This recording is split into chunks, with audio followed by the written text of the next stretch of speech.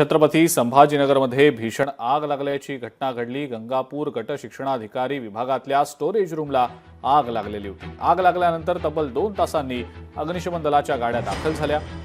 मात्र या दरम्यान टेबल, खुर्च्या, जुनी पुस्तकं आणि महत्त्वाची कागदपत्र जळून खाक झाली होती।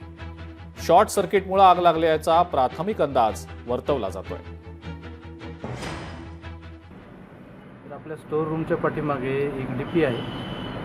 त्या डीपीच्या खाली शॉर्ट सर्किट झाल्यामुळे ते गवत जळत येऊन पाठीमागच्या खिडकीमधून आग कार्यालयामध्ये पसरली आणि कार्यालयामध्ये ते स्टोर रूममधले असलेले काही जुने युनिफॉर्म आणि जुने पुस्तक तिथे ठेवण्यात आले होते प्रशिक्षणाचे। ते प्रशिक्षणाचे पुस्तकं तिथे जळालेले आहेत आणि जीवितहानी काही झाली नाही, परंतु काही खुर्च्या, काही टेबल, आता आग विझवण्याचं काम सुरू आहे।